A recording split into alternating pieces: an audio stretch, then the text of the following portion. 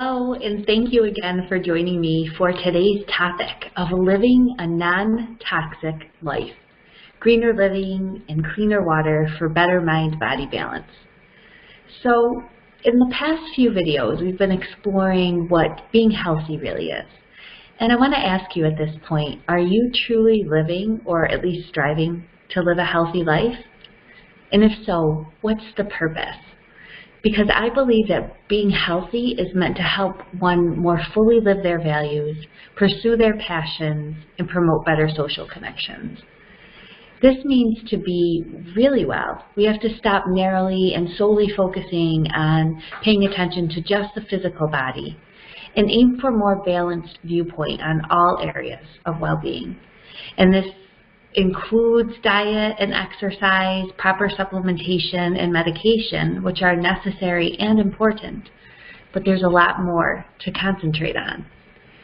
A whole person approach that integrates the mind, the body, the spirit, and promotes social connection is more likely to allow one to achieve their own personalized health goals and to live a happier, more vibrant life with loved ones. So I provided you techniques and resources that have discussed enhancing wellness through different methods beyond obsessing over body size and the right fitness regime, right? We have enough of that being pounded at us through diet culture. I talked about things such as reviewing a holistic framework, which consisted of relationships, engagement, vitality, accomplishment, meaning, and positive emotion. We talked about using joyful movement in order to nurture the mind and to soothe the brain and to help focus and concentration. We talked about applying emotional freedom technique, or EFT tapping, and heart math techniques for emotional and social well-being and to connect the heart to the brain.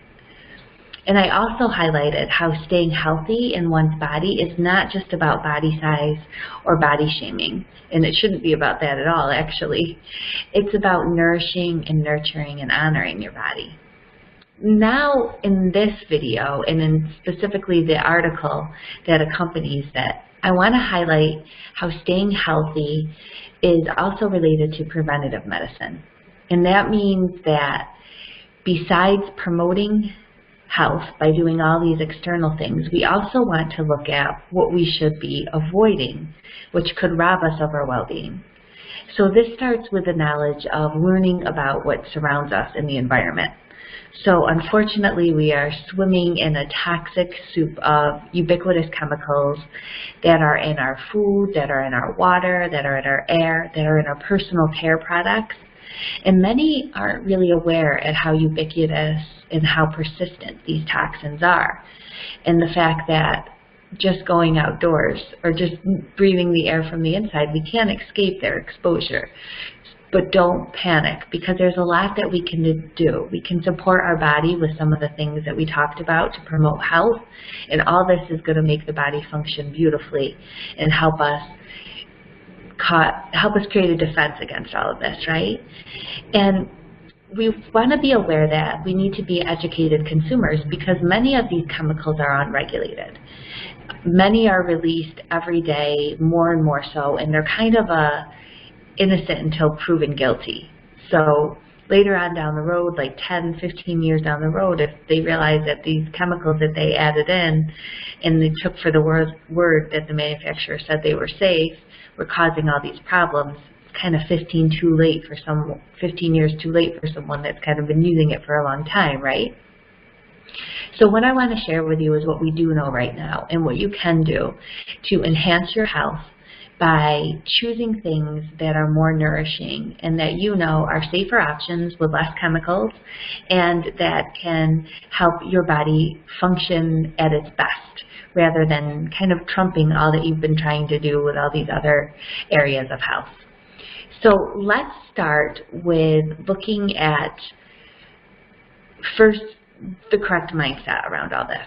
So sometimes when we talk about clean eating and organic foods, there can be a little bit of a sting to that with the anti-diet and the health at every size community, and it's completely understandable because there are some people that might use elimination diets and some of these clean or detox eating in a way to kind of shame bodies and make people feel like they have to do it, and marketing, actually.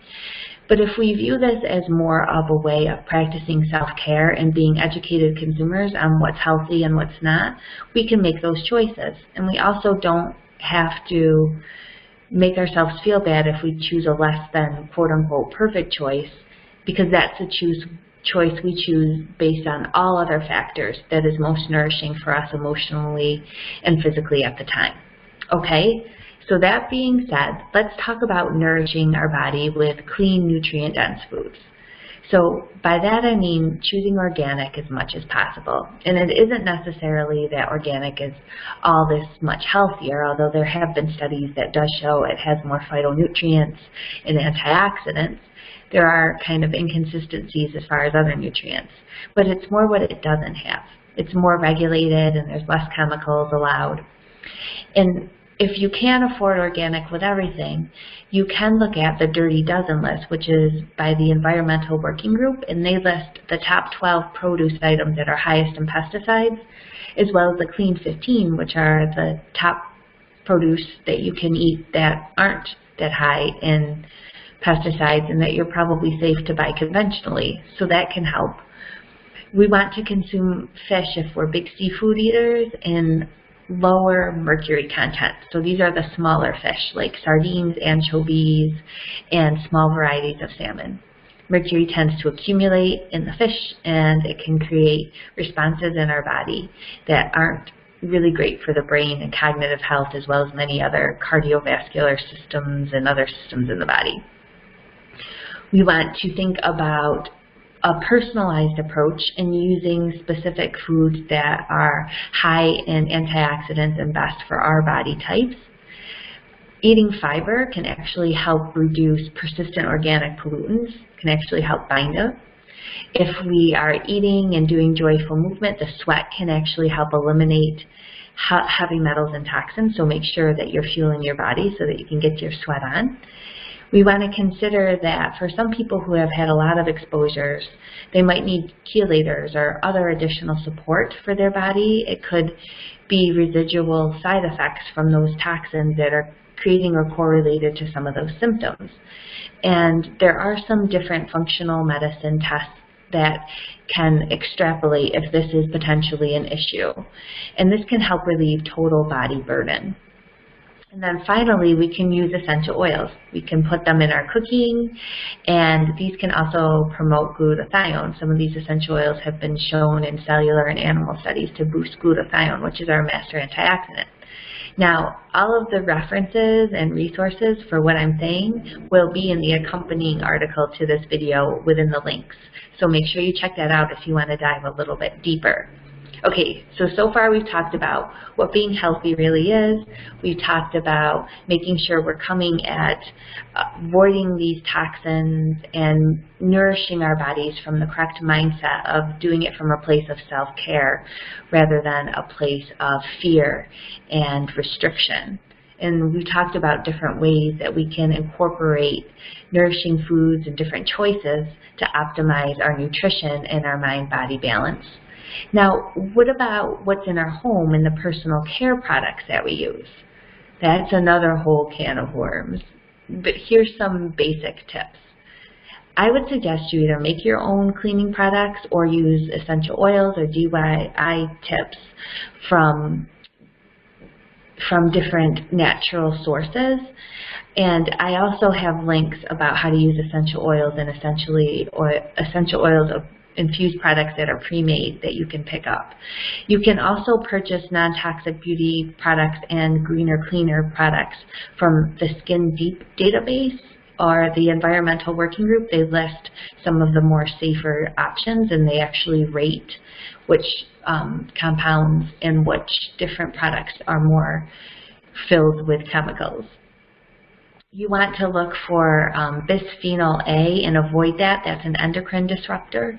So anything with that, or plastics, avoiding things wrapped in plastics which can leach and can cause negative effects in the body is a good thing to avoid. You want to go quat-free. So quats are an irritant to the skin, and they're linked to lung inflammation, allergies, and reproductive issues. They're often found in antibacterial products, and you can find them on the label because they end with ON-IUM chloride. So look for those, and I would avoid those. You want to keep chemicals out of the house by taking off your shoes, and that will divert pesticides and different things that are carried on from the outdoors and bringing them inside. You also want to avoid non-stick cookware because that contains PFAs, or polyfluoroalkyl alcohol substances. These are a group of man-made chemicals, and it includes PFO, PFOAs, Gen X, and others. Those are the brand names. The health risks associated with them include developmental, reproductive, liver, immune, and kidney effects. You want to avoid air fresheners if you can, and think of replacing them with diffusing essential oils or air filtration. And then try to stay informed, because toxins impact not only your cellular and systematic health, but these choices that you're making also will fuel the market and make these options more available and lower the cost so they're more accessible for everybody else. So please do try to choose with your dollar. It's important. And also make calls to your reps to make some of these companies more responsible. And then the last thing I want to talk a little bit about is making sure that you're eating or drinking good quality water, because the water in our bodies is so important. It supports metabolism, DNA function, enables nutrient transfers into cells and waste products out. It maintains our pH. It facilitates electrical communication between our cells. It helps our brain optimally function. And it isn't just about taking the toxins out, which is really important, and there's different ways that you can do that, but there's also about revitalizing the water. And there's caveats with spring water because that's really like a processed food. Once they do stuff with the packaging and eliminate some of the things, you don't really know after the processing if it contains volatile organic compounds from that process or what's going on. And as far as municipal water, that's kind of up in the air as far as what the quality is and what your city allows and doesn't allow. So I recommend a good filter, something that does like reverse osmosis, activated charcoal, ultraviolet light. Those are good three-way systems. You could get distilled water, just make sure you replace it with minerals. I personally like Berkey filters. I have no affiliation with them, but I own one myself. They get out a bunch of stuff, including some medications. And then there's an article I linked to within my article from the Naturopathic Digest News and Reviews, and it talks about revitalizing the water with a flow form apparatus to create like this vortex pattern, and that helps the consistency of the water and the cellular to cell communication. So you might want to check that out. Okay, so we got this mindset of how do we take best care, nourish our body, get the best bang for our buck, and avoid these chemicals and compounds that could be harming our health indirectly or directly, and drive down the prices to make them more accessible. We talked about them in our foods and our personal care products, and we talked about how to have safe drinking water. A little bit overwhelming it can be, so I want to just suggest that you take this one step at a time. Maybe come back to this video, come back to the article, do what you can, and then incorporate more as you can. And it's better to do it imperfect than to not do it at all, because you're always removing some kind of burden, which is great for your body, and it's just less that it has to deal with, and the more healthier it can be. I do find that in my practice that clients who are stuck in a rut, they just haven't been asked about their environment. You know, and mold is another big issue. That's another whole topic. But even these additional exposures can cause havoc. Endocrine disruptors, which affects your hormones, brain cognitive function, brain fog, migraines, all of these heart issues. These have all been linked to some of these consistent and ubiquitous pesticides and different chemicals in our environment. So just be aware, be informed, make great choices. Know that health is just more than diet and exercise, but it's about really caring about ourselves and making choices so that we can live the best lives possible for ourselves, for the people we love, and also helping the planet. Okay? If you have any questions, I would love to hear. If you have any comments, I would love to hear that. And I'm still recording this in January 2022, which means there's still a sale on my essential oils course, 25% off. I have a bunch of references, which I will link below, and resources for you to look at. Okay? So take really great care. Thanks for watching, and I will be back soon.